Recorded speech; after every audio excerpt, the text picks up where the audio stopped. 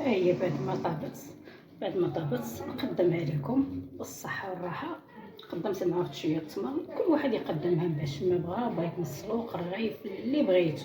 شفتي ما شاء الله كيفاش كتجي. راه ماشي ضروري نديرو اللحم، من ما كنديروش اللحم كندير البصله، كنشلض البصله كبيره وكندير معها الحمص والعطريه وكنضيف الماء وكنسد عليها، وكذلك السمن حتى تقريبا يقرب يطيب الحمص. هذا كنضيف العدس، نضيف العدس ونضيف المحمصه ونضيف الربيع. الربيع بغيتو ديروه في الاول ولا في التالي، قزبر ومعدنوس والكرافس، وكنسدو عليها وكطيب مع راساتها. راه ماشي ضروري يكون الحمر، غير عندي وصافي، كان عندي شي حاجه قليله وصافي ودرتو، راه ماشي ضروري. شوفي ما شاء الله كيفاش كتجي، وماشي ضروري ديروا المقدار اللي عندي انا. دايره برمه كبيره باش نشرب فيها يوميا. تعذبت عليها نشرب فيها نهار تسطيت. سمعتوا شو ما شاء الله كيفاش كتجي. ونتمنى يوصلكم هذا الفيديو تكونوا في احسن حال يا ربي، وشكرا لكم ومع السلامه.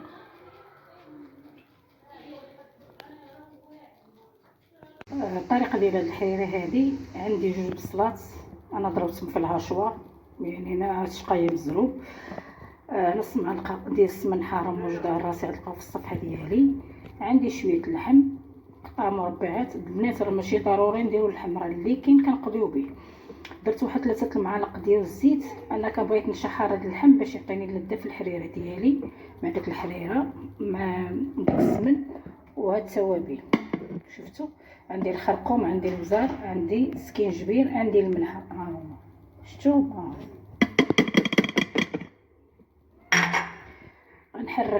غنحركهم وغنحطهم على البوطه يتقلاو.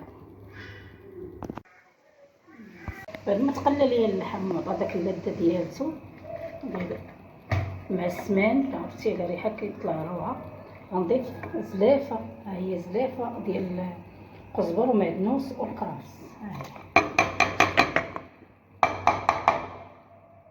شفتوا.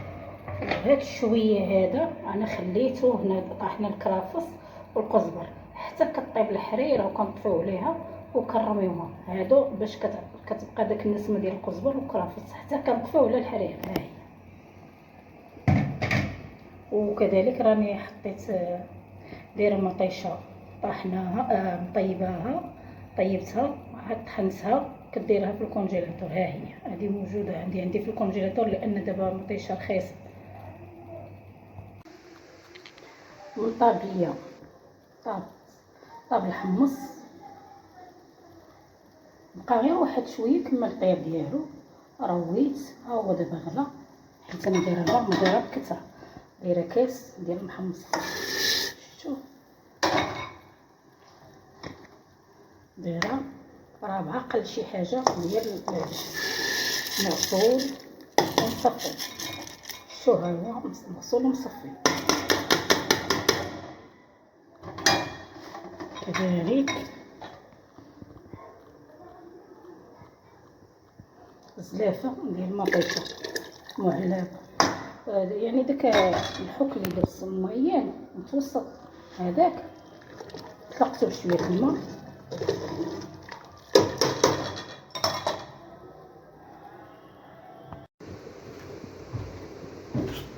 ودابا غندور.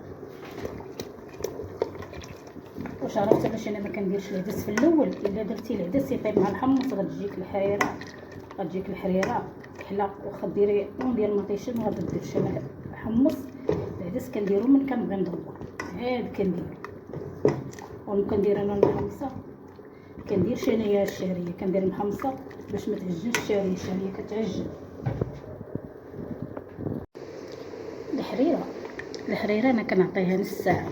ما كتعجبنيش انا الحريره تكون ثقيله، ما خفيفه ما ثقيله.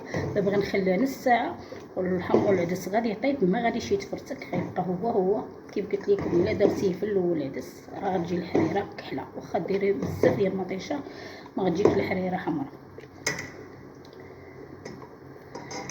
يلا نخلوها نص ساعه ونرجعوا. شفتوا كي حمراء؟ شفتوا بعد ما طاب لينا العدس، شفتوا شوف كيفاش كتجي حمراء فنه فنه فنه زوينه بزاف. هاد الوصفه نعطيها للبنات الصغار، الكرفس والكزبر اللي خليت.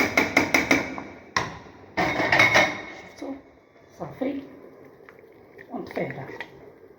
ها هي ما شاء الله، ولكن ديروه بطريقه اللي كيف قلت لكم، الطريقه اللي قلت لكم هي اللي غديروا. ها هي ما شاء الله عليها. شفتوا؟ يلا نتمنى يوصلكم هذا الفيديو، تكونوا في احسن حال يا ربي، وديروا خصكم جيم واشتراك وسعوا مخالفكم. الله يحفظكم اخواتاتي وبناتي. يلا شكرا لكم ومع السلامه.